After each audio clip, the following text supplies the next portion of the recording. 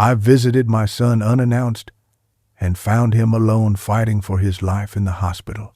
Even as I say those words, I still feel the shock ripple through my body because nothing in this world could have prepared me for the sight I saw that day. I am a father who has spent a lifetime giving everything I had for my family. I believed that through sacrifice, patience, and hard work, I could build a future where my son would never suffer the way I once did. Before we continue, please subscribe to the channel and comment where you are watching from. But life has a way of tearing apart illusions, and in that hospital room, I discovered not only my son's struggle for survival, but also the deep betrayal of those who were supposed to stand by him in his darkest hour. I did not announce my visit, not because I wanted to catch anyone off guard, but because I simply wanted to see my son with my own eyes. Something in my heart told me I needed to go. Parents know these things. A quiet intuition nags at you until you act on it. I walked into that sterile hallway, the smell of disinfectant heavy in the air, the buzz of distant machines echoing through the corridors. My hands trembled as I pushed open the door to his room. What I saw made the blood drain from my face. There he was, my son, my only child, lying pale and weak, a tube in his arm and monitors beeping beside him. His eyes fluttered open just enough to recognize me, and he tried to force a smile, but the effort nearly broke him. In that moment, I scanned the room, expecting to see his wife, perhaps their children, maybe even friends gathered at his bedside. But the chair was empty. The room was hollow. The silence was heavier than any shouting I had ever endured in my life. He was alone. Alone in his suffering. Alone in his fight. Alone in his battle for breath. My heart clenched in a way words cannot fully capture. How could they leave him here like this? Where were the people who claimed to love him most? Where was the woman who vowed to stand by him in sickness and in health?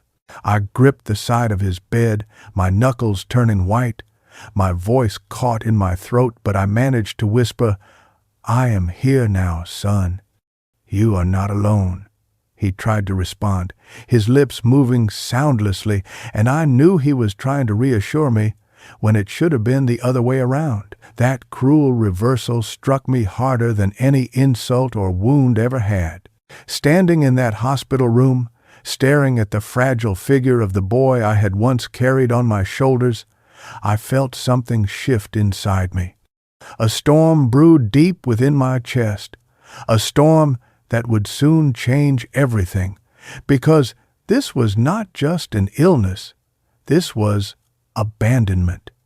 And abandonment was something I could never forgive.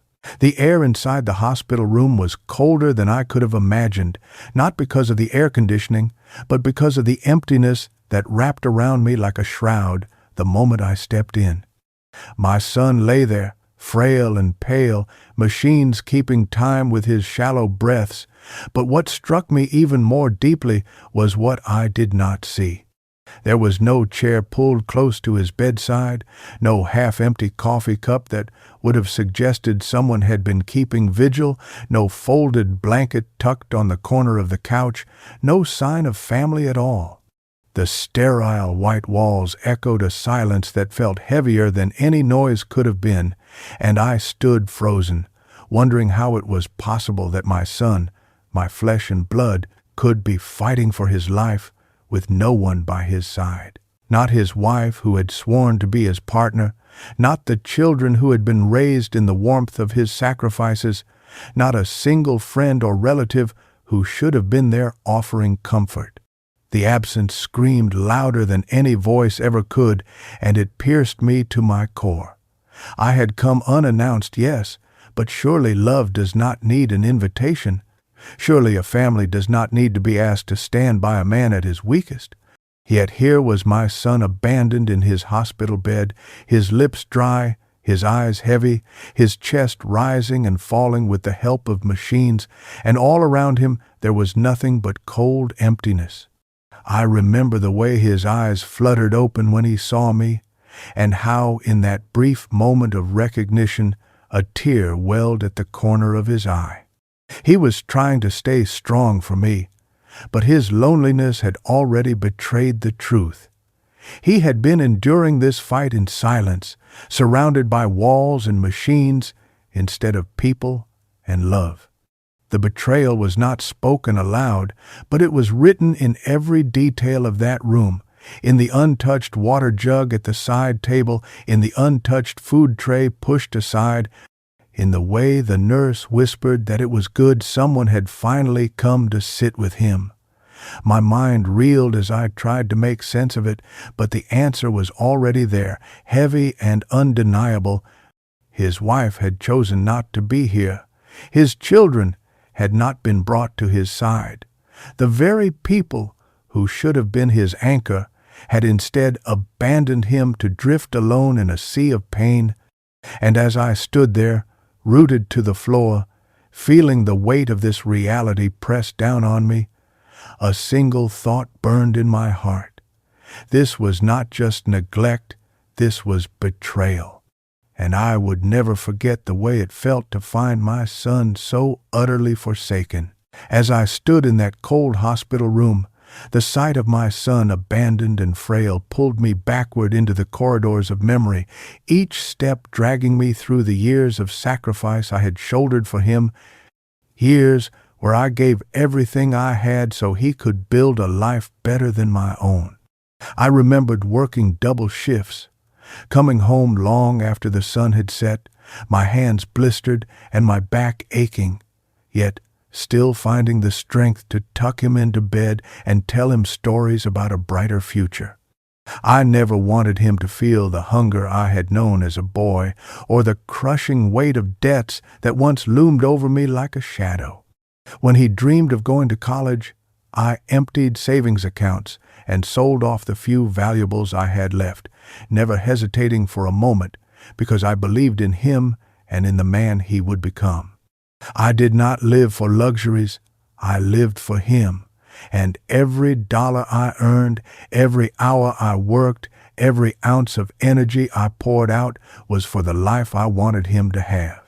When he brought home the woman who would later become his wife, I tried to welcome her with open arms, though I could already sense the hunger in her eyes was not for love, but for the kind of life she thought she deserved, a life built on appearances and social standing. I noticed how quickly she steered conversations toward money, how her compliments always seemed to linger on possessions rather than character, but I told myself that perhaps I was being too harsh, that maybe her love for him was simply hidden beneath her ambitions. I gave them money to help with the wedding, more than I could reasonably afford, because I wanted to see him happy. I bought them a home when they struggled to get approved for a mortgage, because I wanted them to have a place to build their family without worry, even when she demanded more.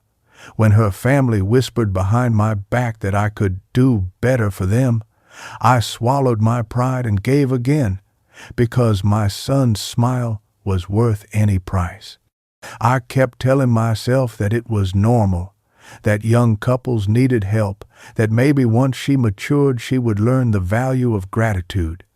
But deep down, there was always a gnawing feeling, a quiet alarm ringing in my chest that warned me she was not with him for the reasons I wished she was.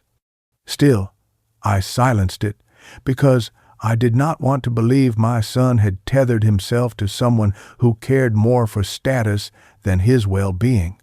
And now, seeing him lying alone in that hospital bed, I realized with crushing clarity that all those sacrifices, all those years of turning myself inside out to provide, had been met not with gratitude but with greed, and the woman who had taken so much had given nothing when it mattered most.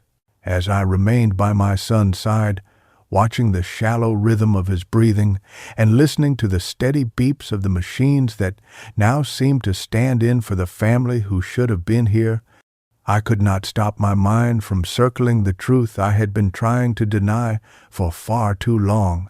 His wife had abandoned him, not temporarily, not because of some urgent crisis that kept her away, but because she had chosen to be absent, because her priorities had never been in his well-being, only in her endless pursuit of appearances, wealth, and status.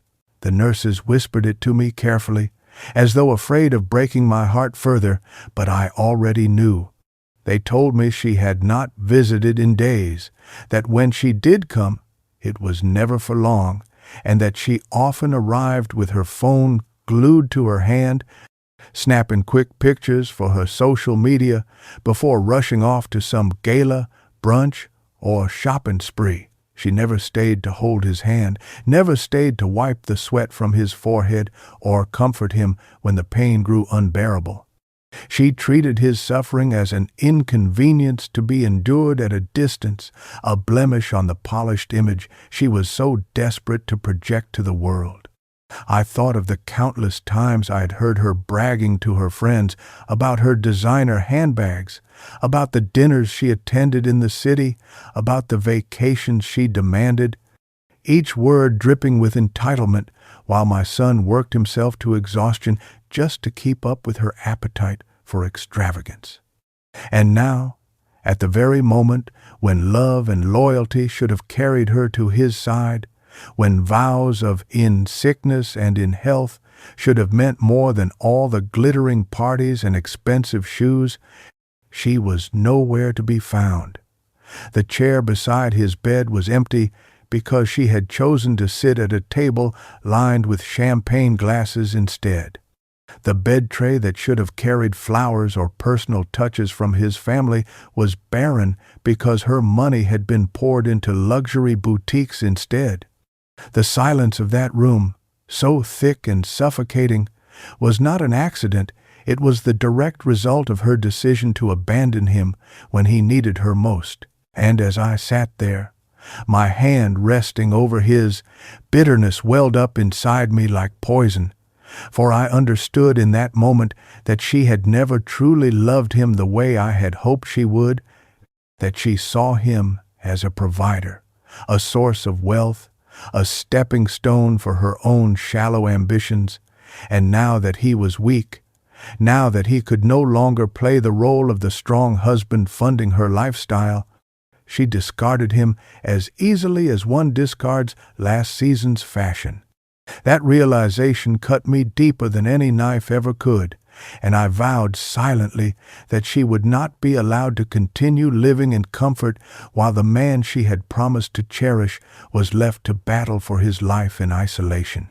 When his eyelids fluttered open and he saw me sitting there, my son tried to gather what little strength remained in his body to give me a smile, a fragile curve of his lips that spoke more than words ever could.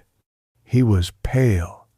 His skin stretched thin over his cheekbones, and his voice was barely above a whisper when he said, "Dad, you did not have to come all this way. I am fine, fine."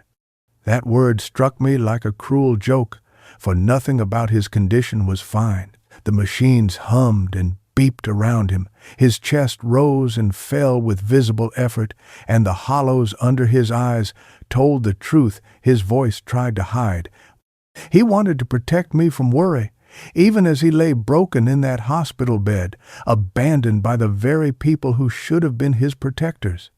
That quiet strength, that stubborn need to shield me from pain, reminded me of the boy he had been, the boy who would fall from his bike and scrape his knees bloody, then jump back up and insist he was all right so I would not worry. My heart swelled with pride and cracked with sorrow all at once, because even in weakness he was still strong, stronger than the wife who had run from his side, stronger than the so-called family who had turned their backs when he needed them most.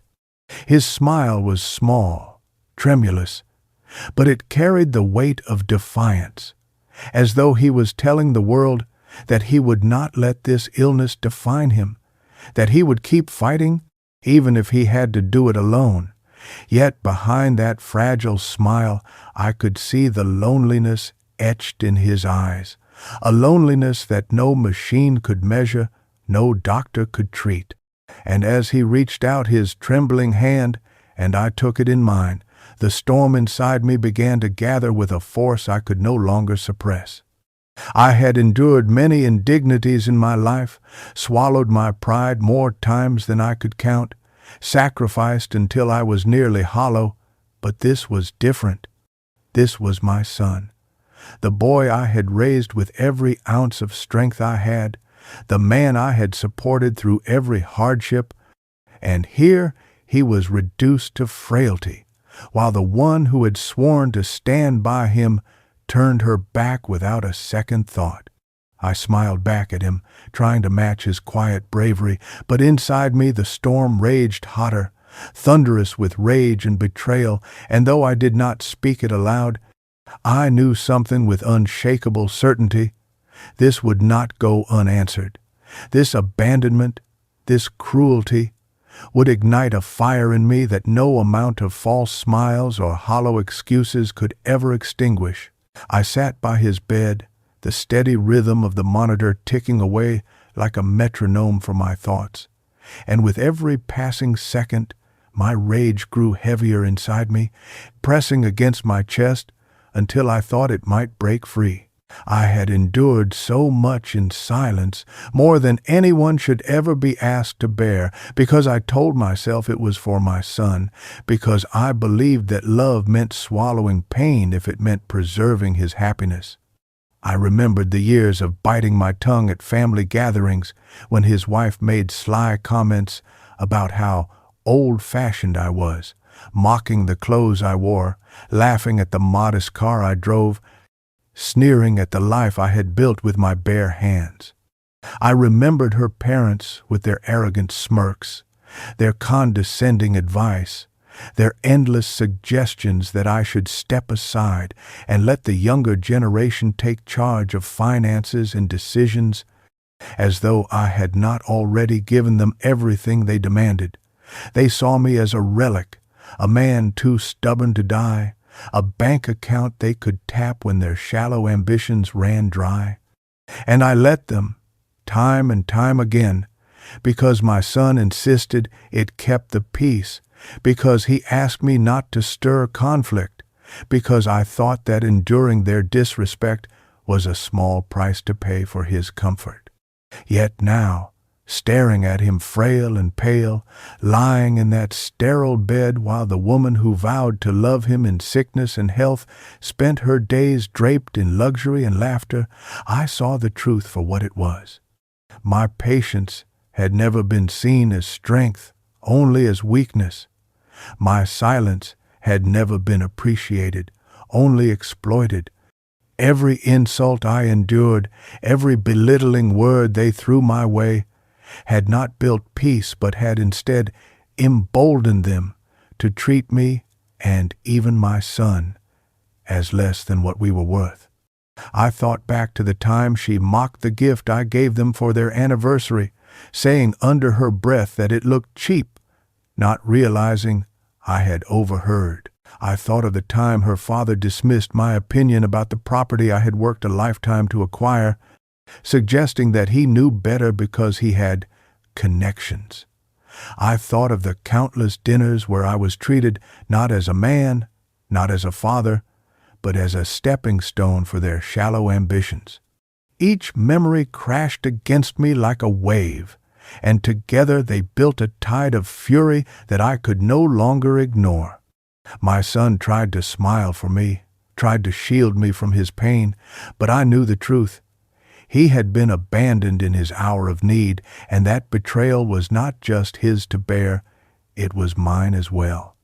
I clenched his hand tighter, letting the rage harden inside me, not as wild fury, but as something colder, sharper, a blade forged from years of silence. For the first time in my life, I knew I would no longer swallow their cruelty. Their day of reckoning was coming, and I would be the one to bring it. As I stepped out of my son's hospital room that evening, My mind clouded with the weight of memories and the heavy silence of betrayal. I thought I might finally be able to catch my breath in the quiet of the corridor, but fate had other plans. I moved slowly, my footsteps echoing on the polished floor, and just as I rounded the corner near the waiting area, I froze at the sound of a familiar voice, sharp and mocking, carrying through the sterile air. It was her, my daughter-in-law, her laughter ringing out like glass shattering in a sacred place.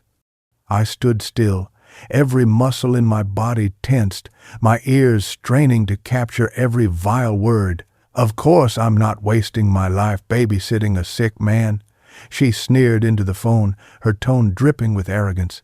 "Do you know how depressing it is in there? The beeping machines, the smell, the whining. I have better things to do with my time. If he wants company, he has his father for that.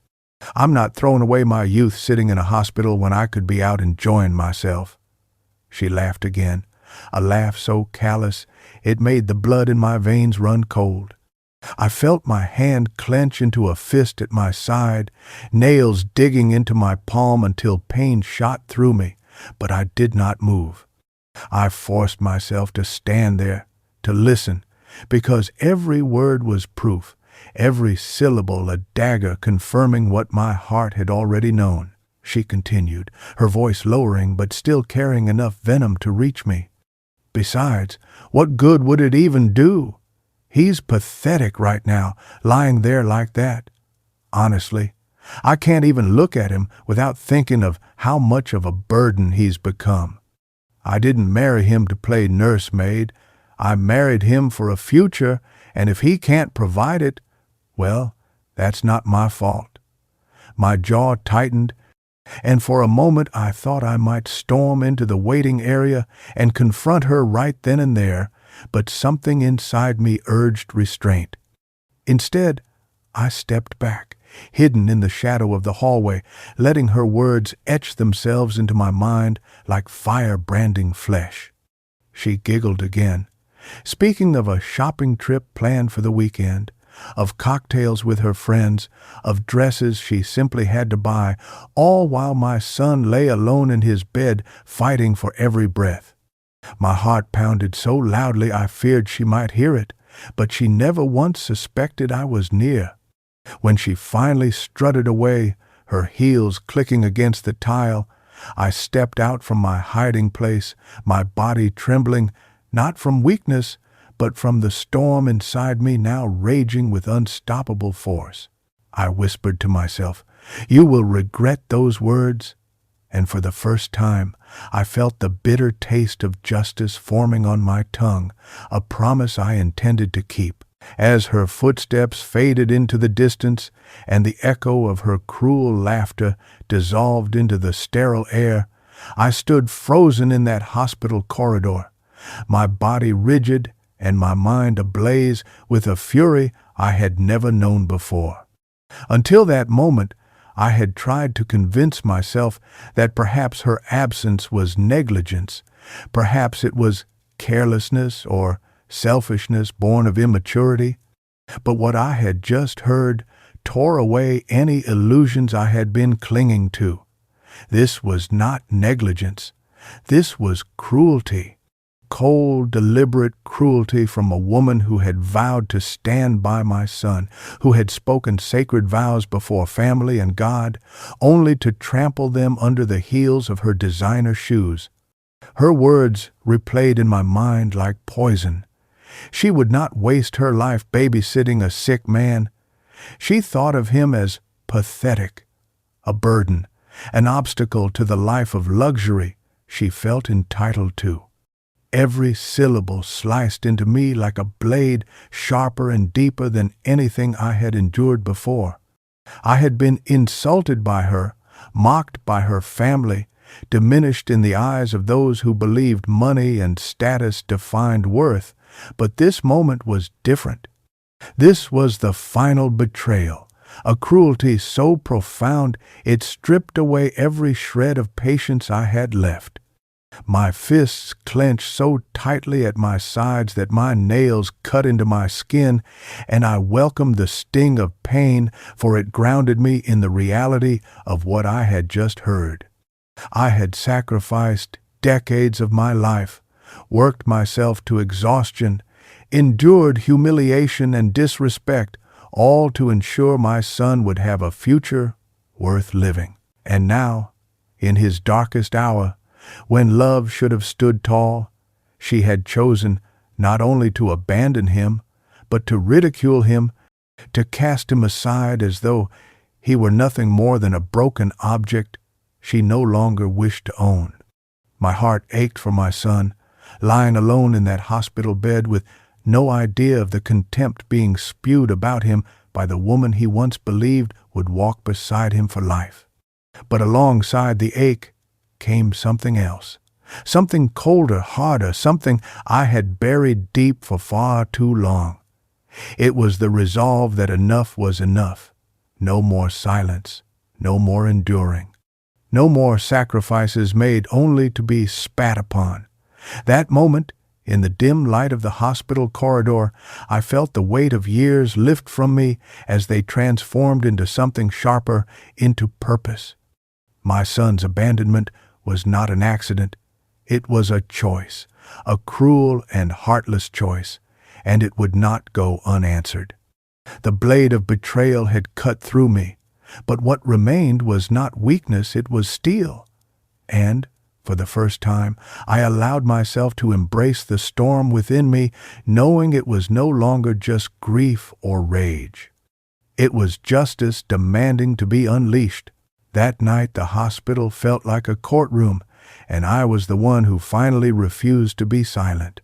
I sat with my coat wrapped around me in a hard plastic chair and watched the clock with its indifferent red digits count off the seconds like accusations. My son was in the room across from me, hooked to machines that hummed and blinked as if to remind us all how brittle a human life can be. Earlier I had hoped for an explanation, some excuse that would soften the rawness of his wife's absence, but the laughter I had overheard in the corridor had stripped away any possibility of mercy. It was not neglect I had witnessed.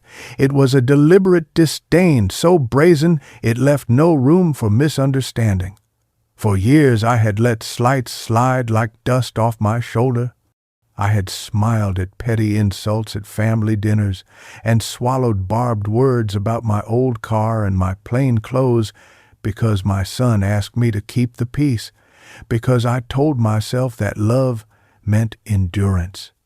I had quietly written checks that left my own pockets thin, signed papers that transferred titles and assets, and answered calls at 2 a.m. when someone decided my labor was a bank rather than a blessing.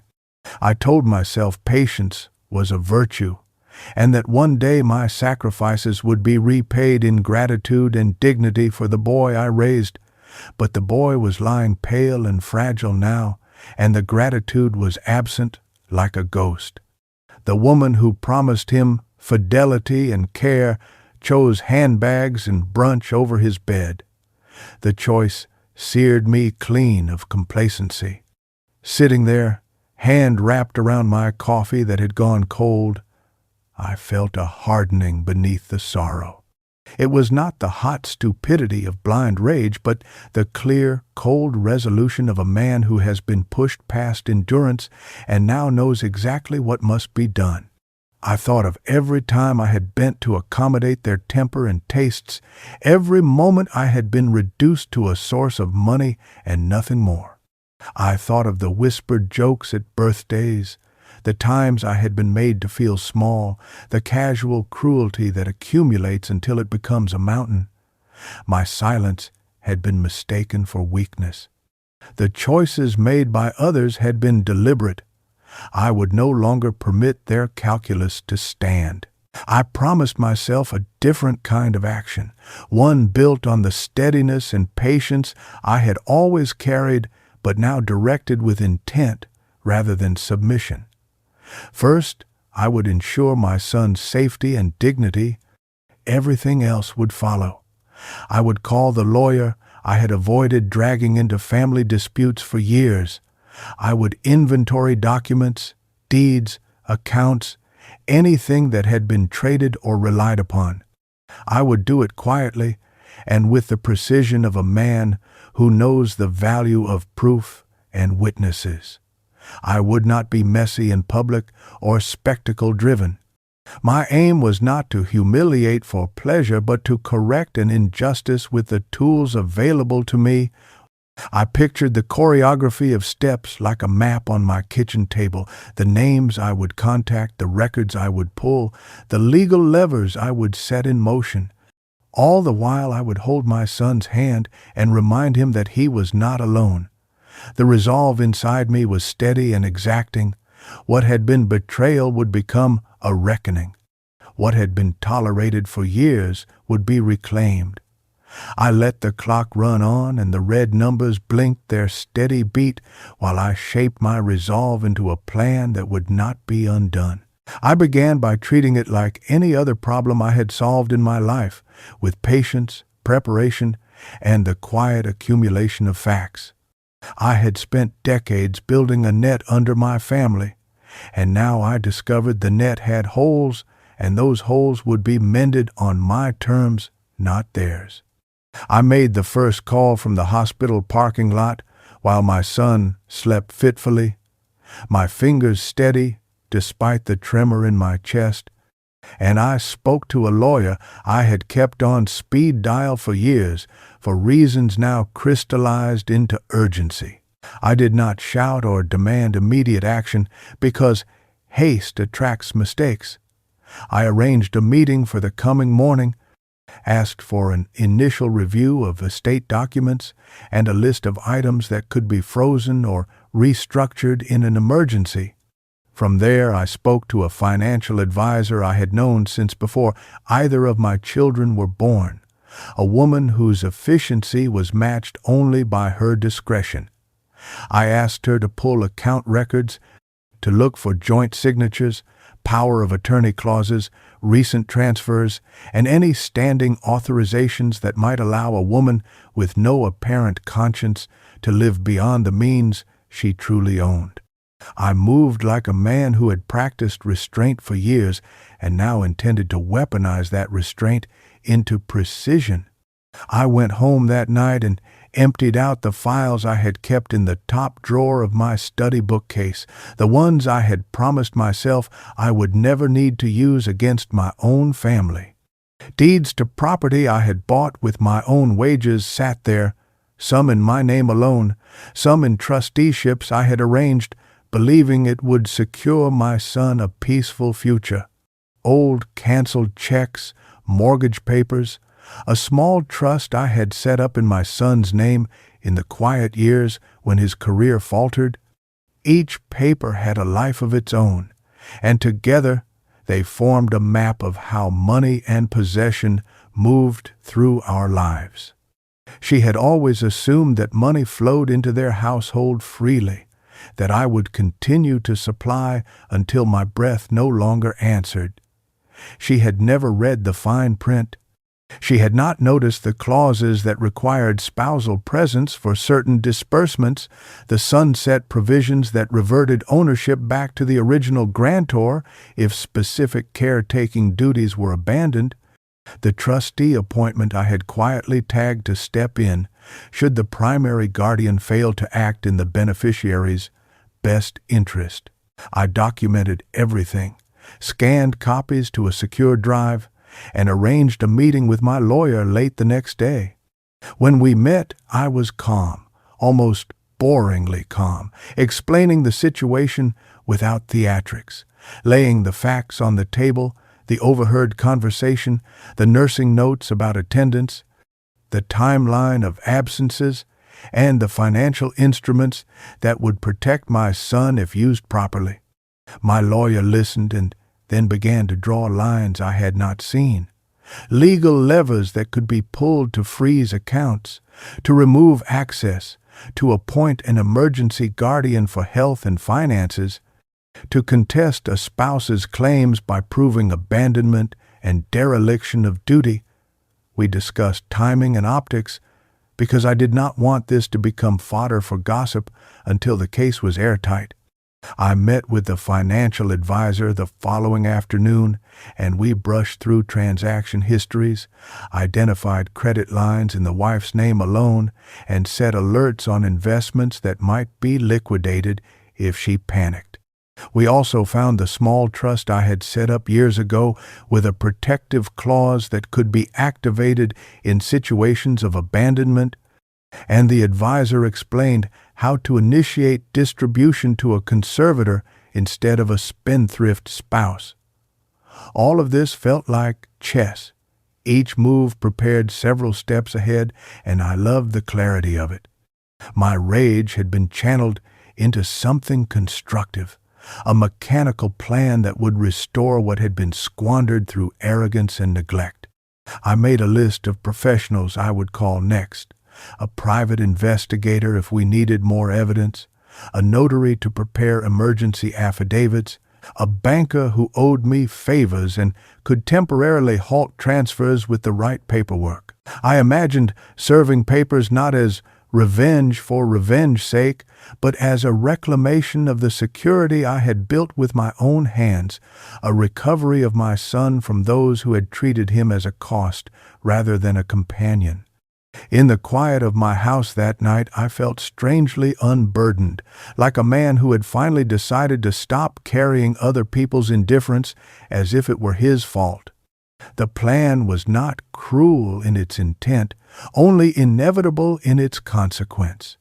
I would protect my son, and in doing so, expose the truth that had been hiding in plain sight, and when the time came, when the legal engine I had set in motion clicked into place, she would find that the world she had counted on to shield her lavish life was not nearly as solid as she believed. When I walked into the lawyer's office the next morning, I felt the weight of years pressing down on me, but for the first time in a long while, I also felt the sharp edge of purpose guiding me forward.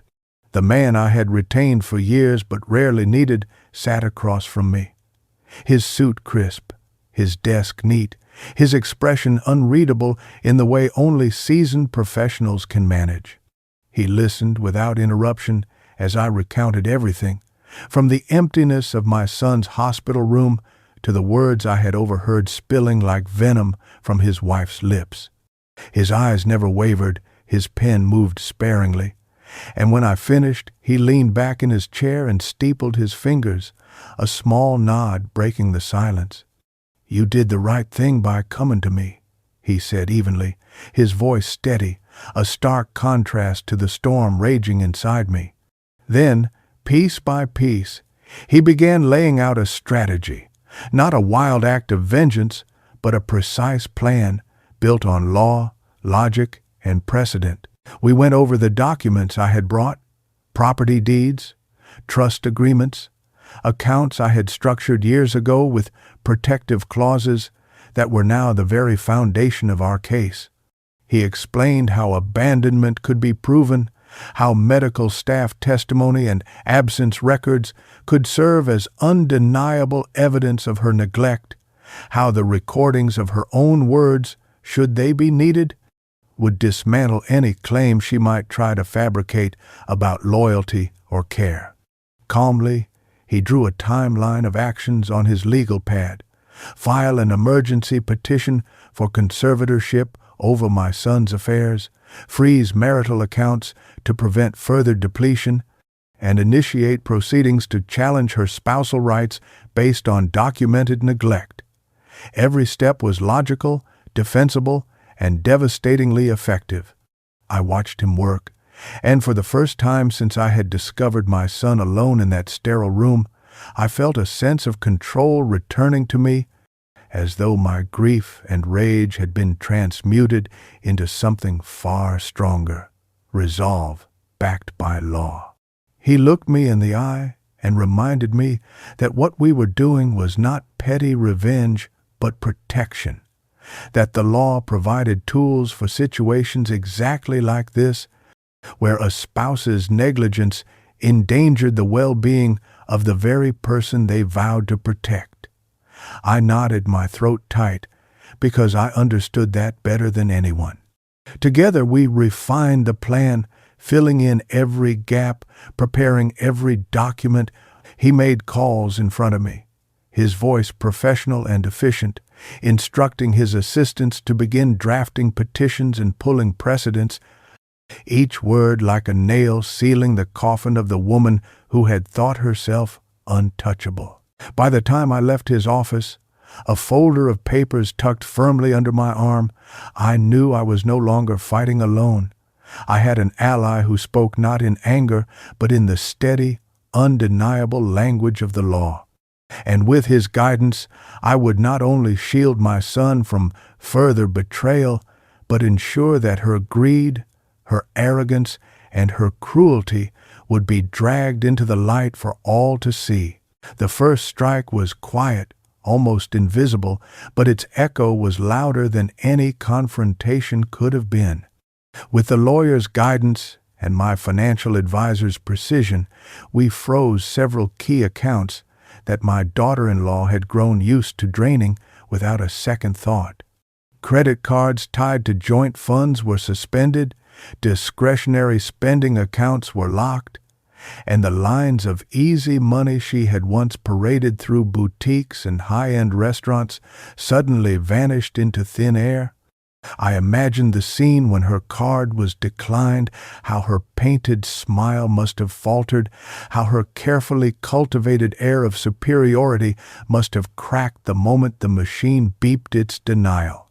That small humiliation was nothing compared to what she deserved, but it was the opening move, the first tug on the thread that would unravel everything she had built on greed. I knew she would not take it quietly, and I was right. The next afternoon, as I sat by my son's bed, holding his hand through another restless sleep, the door burst open with the force of her fury. She stormed into the hospital room, heels clicking against the tile, her voice already raised, her face twisted into a mask of entitlement and rage. "What the hell is going on?" she demanded, her eyes wild, darting from me to her husband and back again. "My accounts aren't working, my cards are being declined, and I know you have something to do with it."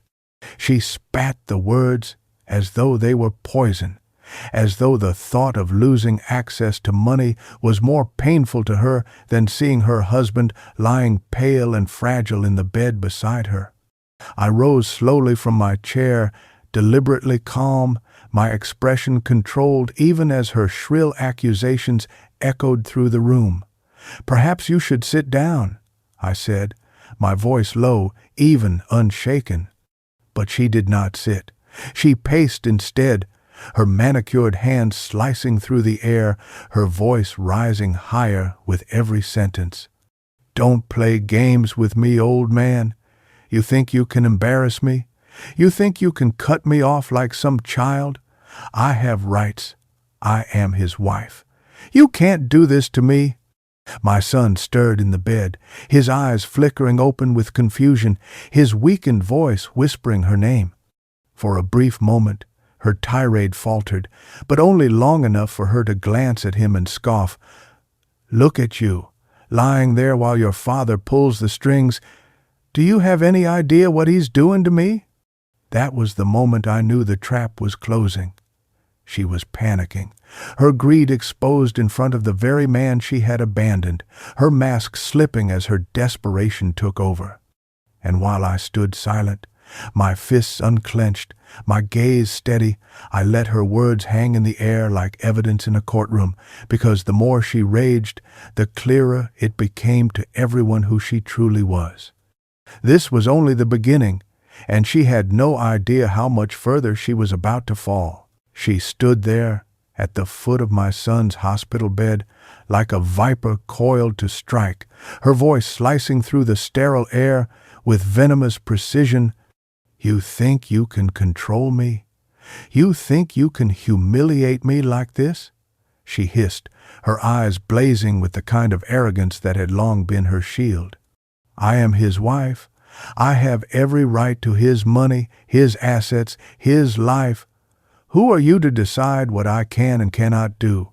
Every word dripped with entitlement. Her tone sharpened to wound, but I did not flinch. I looked at her with the same steady gaze I had used when staring down storms on the horizon, storms that destroyed weaker men but only taught me patience. My silence infuriated her more than shouting ever could. She took a step closer, her perfume sickly sweet against the antiseptic air, and jabbed a finger toward my chest. You're nothing but an old man living off past glory, trying to control us because you cannot stand that I'm the future. You think these lawyers and these frozen accounts scare me? I'll get it all back. I always do. Do you hear me?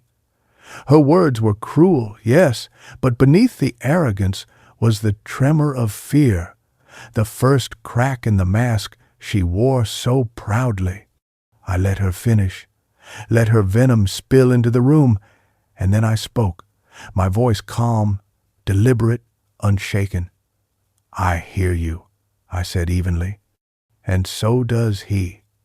I gestured gently toward my son, whose weary eyes were half open, fixed on her with a mixture of pain and disbelief.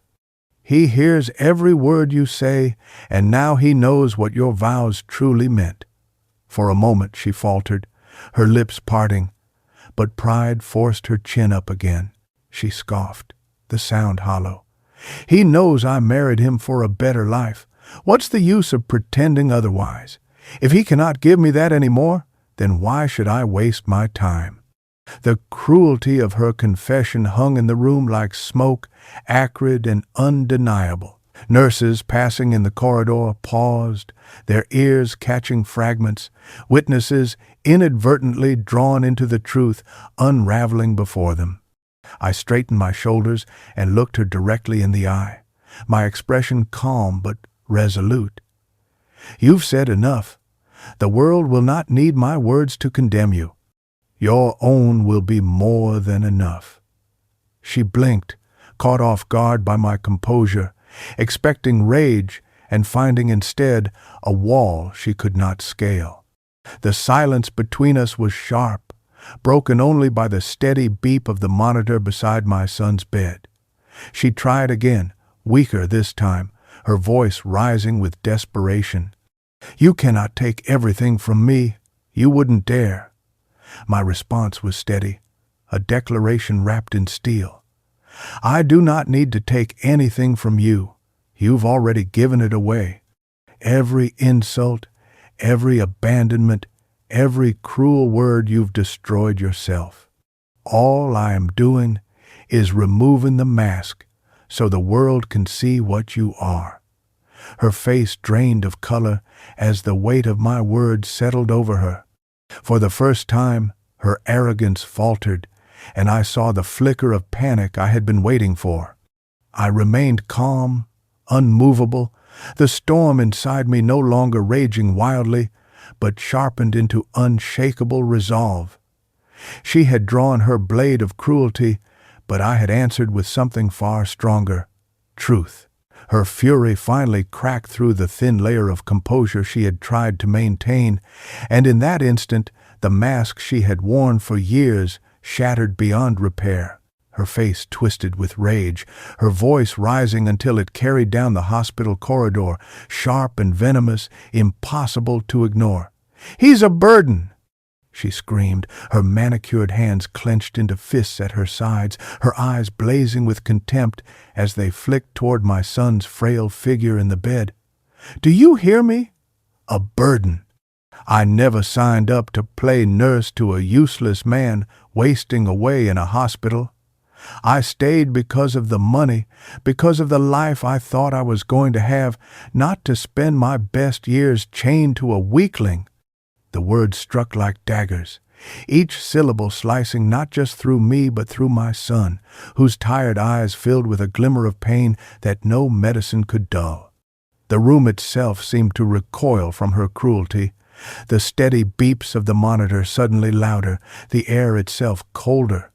Beyond the doorway, I caught the movement of nurses and orderlies, their footsteps pausing, their faces turning toward the eruption. They had heard her, every word. Her voice, shrill and unrestrained, had made sure of that. One nurse, holding a clipboard, stood frozen mid-step, her mouth parted in disbelief, while another exchanged a knowing glance with her colleague, both of them silently registering what they had just witnessed. My daughter-in-law, too blinded by her own arrogance to realize the gravity of her confession, pressed on, her words spilling with the desperation of someone who no longer cared how deep she cut. Do you know what it's like for me to walk into these rooms, to smell the stench of sickness, to look at him like this? It's pathetic. I deserve better than this. I deserve to live, to shine, to enjoy everything life has to offer. And if he can't give it to me, then why should I waste another second? Her shriek rang out, bouncing off the sterile white walls, a confession raw and undeniable, hanging in the air like smoke after a fire. My son's hand trembled in mine, his eyes wide with disbelief, and for the first time in years I saw the veil of denial in him begin to lift. He was hearing her true self, the ugliness I had always suspected but had never been able to prove. The silence that followed her outburst was deafening, punctuated only by the muffled murmurs of the hospital staff who had borne witness. She had exposed herself, not just to me, not just to my son, but to the very people who had cared for him in her absence. Witnesses, her own words had damned her. I remained calm, though inside my chest a storm raged with vindication, because I knew in that moment the foundation of her false image had crumbled. There was no saving her from herself. She had painted the truth in strokes so loud and grotesque that no one could ever look at her again without seeing the selfish, greedy woman she truly was. I did not move as her shrill confession echoed down the corridor, for this was the moment I had been waiting for, the precise instant when the mask would fall away and the world would see her as she truly was. My silence had not been weakness but preparation, every step I had taken leading to this. When she screamed that my son was a burden, when she spat out the truth that she had only stayed for the money, I knew the trap had sprung exactly as planned. The nurses who had paused outside the door exchanged glances, their shock unspoken but undeniable, and I saw them scribbling notes on their clipboards, even as they whispered to each other. Witnesses. Every word she spewed had traveled farther than she realized, searing itself into the ears of those who would not hesitate to testify if called upon. What she had believed to be a private tantrum had become a public unveiling, and I had arranged it that way. Slowly, I reached into my coat pocket and withdrew the small recorder I had carried since the night I overheard her in the corridor. I placed it on the table beside me, pressed a button, and let the silence fill the room before her eyes flickered downward, her face draining of color as realization struck. Her own voice, her own cruel words had been captured in their entirety, each insult preserved, each admission of greed sealed in a way she could never take back. "You planned this," she hissed, her arrogance collapsing into something closer to panic, her steps faltering as she looked between me, the nurses in the doorway, and the blinking light on the device. I nodded once, calm and deliberate, my voice low but firm. I anticipated this, yes. I knew that one day your contempt would pour out too loudly to contain, and when it did, I would make sure the truth followed you wherever you tried to run.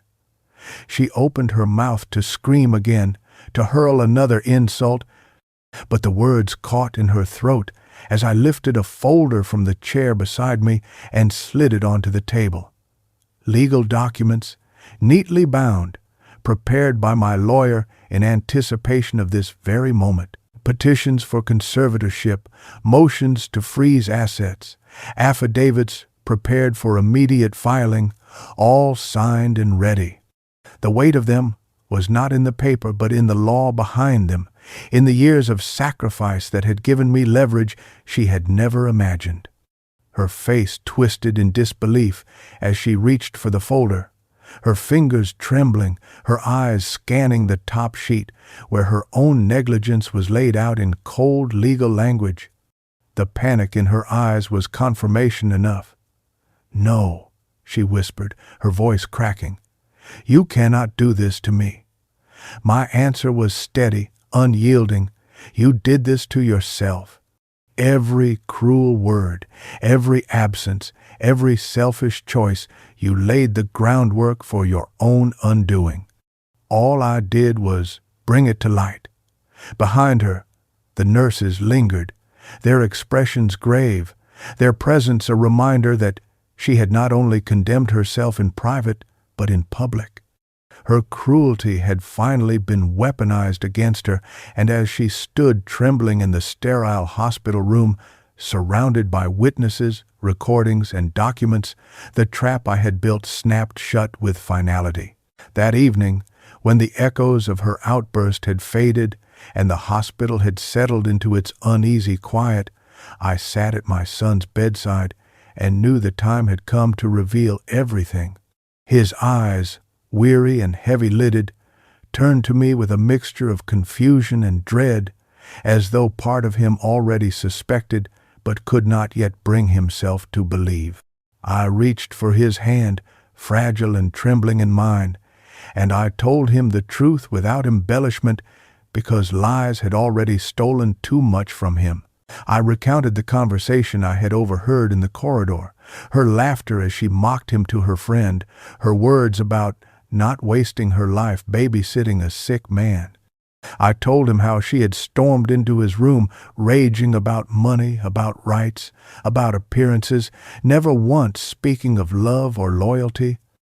I told him how she had screamed that he was a burden, that she had only stayed married for financial gain, and how the nurses had borne witness, how her own words had condemned her. His face paled, his lips parted as though to protest, but the protest never came, because deep down he had known. He had felt the coldness in her absence, the emptiness of his room, the hollow smile she wore when she did appear. Tears welled in his eyes, silent and unashamed, and he whispered, broken, "She really said that?" I nodded slowly, my voice steady but filled with sorrow. "She did, and I made sure her words could never be denied." I showed him the recorder, played back just enough for him to hear the venom in her voice before stopping it, unwilling to let him endure the full cruelty again. His tears spilled freely now, but they were not only tears of grief, they were tears of release, of realization, of the shattering of illusions that had held him captive for far too long. He gripped my hand with what little strength he had, his eyes searching mine with gratitude shining through the hurt. "You never stopped protecting me," he whispered, his voice hoarse, broken but resolute. "Even when I was blind, even when I let her, even when I chose her over listening to you." I shook my head, my throat tight, my own tears threatening to fall. "You chose love, son. There is no shame in that.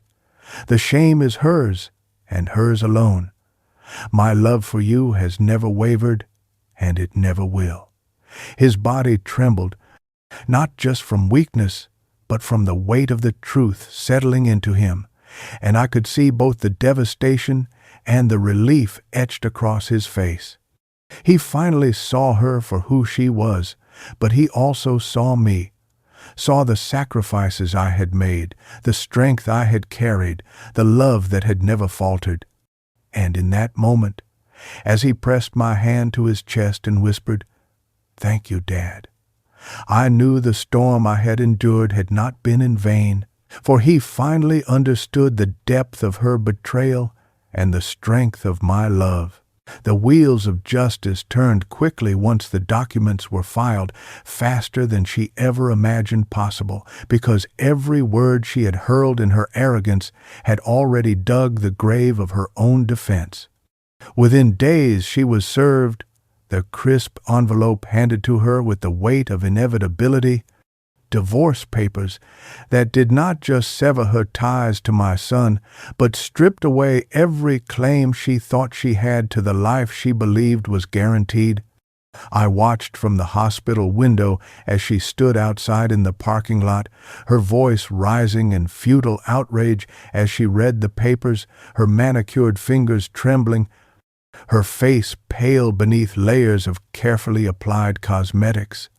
Her reign of entitlement was over, not by my hand alone, but by her own cruelty, immortalized in testimony, recordings, and legal filings. She'd tried to fight, of course, demanding her lawyer contest the claims, insisting she was entitled to spousal support, to half of everything, to the very assets she had once sneered were beneath her. But the law has no mercy for those who abandon their vows so brazenly. Witnesses came forward, nurses who had heard her words, orderlies who had seen her absence, even friends who, emboldened by her downfall, admitted that she had mocked my son behind his back for years. Piece by piece, her image cracked, her reputation collapsing under the weight of the truth. The same social circles she had once cultivated with such ferocity now turned their backs on her. Friends whispered, their eyes widening with disgust as the details spread. Relatives who had once defended her fell silent, unwilling to be associated with her name. She became a pariah, not because of rumors, but because her own words had burned every bridge. Financially, the fallout was brutal. Accounts were frozen, properties untangled from her grasp, and the trust she had once assumed would line her future was redirected to my son's care. She had counted on my silence, on my patience, on the belief that I would never act. But what she had never counted on was the power of foresight, the protections I had written into every document years before, and the law's ability to recognize abandonment for what it was. When the final orders came down, she was left with nothing but her own name, and even that had been tarnished beyond repair. I saw her once more in the courthouse hallway, her heels clicking against the marble as she tried to maintain the illusion of dignity, but her eyes told the truth. Desperation, panic, humiliation. She hissed at me under her breath, promising that I would regret this, but I did not respond. I simply looked at her with the same calm she had mistaken for weakness all those years and walked past her, the echo of my steps steadier than her crumbling facade. She had built her life on greed and arrogance, and now the world saw her for what she truly was. The law had taken everything she thought untouchable, and justice had been served not by vengeance alone, but by the very consequences she had earned with her own words and actions. The final confrontation came not in a courtroom, nor in the chaos of the hospital, but in the quiet of a lawyer's office, where the last papers were signed, the last ties severed. She sat across the table from me, her once proud posture sagging, her designer clothes unable to mask the desperation etched into every line of her face. The arrogance that had once dripped from her voice was gone, replaced by bitterness and disbelief, as though she still could not comprehend how her carefully constructed empire had crumbled so swiftly. She muttered threats under her breath, promises that she would rebuild, that she would claw her way back, that no one could keep her down. I listened, my hands folded calmly on the table, my eyes fixed on her with a steadiness that unnerved her more than shouting ever could. When her tirade finally sputtered into silence, I spoke, my voice calm, deliberate, each word carrying the weight of everything she had thrown away. You chased money as if it were life itself. I began, my tone even but sharp as a blade. "You built your world on designer bags, champagne glasses, and the applause of shallow friends. You thought wealth would give you worth, that status would give you power, and maybe for a time it fooled others. Maybe it even fooled you. But the truth, the kind that cannot be hidden behind gold or glitter, is that, in the end, you have nothing." She shifted in her chair, her lips pressing into a thin line, but I pressed on, my voice unwavering. "You lost the one person who would have given you everything. My son loved you more than you ever deserved. He stood by you when you were ungrateful, defended you when others questioned you, and sacrificed his pride just to keep peace in your marriage.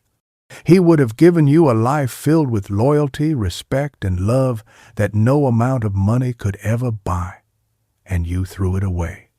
You abandoned him when he was weakest, mocked him when he was most vulnerable, and now you sit here stripped of the very things you worshipped. The accounts are gone, the property's no longer yours, the social circle that once lifted you up now whispers behind your back. And all because you valued greed over love, vanity over loyalty, yourself over everyone else." Her eyes flickered, fury and shame warring in them, but she could not meet my gaze for long.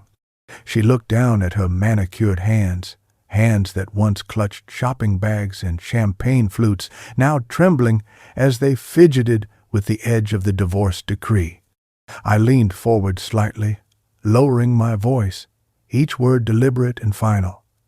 "You thought you had everything when you had him, and now you have nothing.